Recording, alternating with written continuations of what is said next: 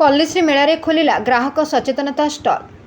विश्व प्रसिद्ध रथयात्रा अवसर में पुरीठारे आयोजित जातीय पल्लीश्री मेलारे आज ग्राहक सचेतनता स्टल उद्घाटित होईछि। राज्य उपभोक्ता सचेतनता प्रतिष्ठान सिका पक्षरु खोलिथिबा एही स्टल को मान्यवर खाद्य और जोगाण मंत्री कृष्णचंद्र पात्र उद्घाटन करिसेंति। ग्राहक माने कोनोसी सेवा व द्रव्य किनिबा समय सतर्क और सचेतन हुअन्तु। ग्राहकंक अधिकार सुरक्षा पई विभाग पक्षरु अनेक पदक्षेप निया जाउछि। आगो को आहरी अनेक कार्यक्रम हाथ को नेबु बोली मंत्री श्री पात्र वक्तव्य रखिथिले।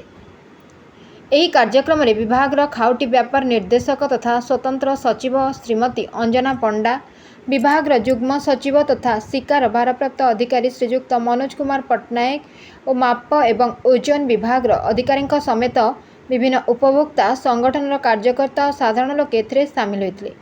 ଏହି ଅବସରରେ ଶିକାର ମାସିକ ପତ୍ରିକା ନ୍ୟୁଜ୍ ଲେଟରକୁ ମାନ୍ୟବର ମନ୍ତ୍ରୀ ଉନ୍ମୋଚନ କରିଥିଲେ।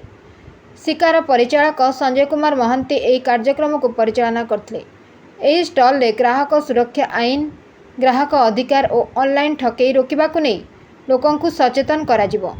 ଆସନ୍ତା 15 ତାରିଖ ଯାଏ ଏହି ଷ୍ଟଲ ଖୋଲା ରହିବ ବୋଲି ବିଭାଗ ପକ୍ଷରୁ ସୂଚନା ଦିଆଯାଇଛି।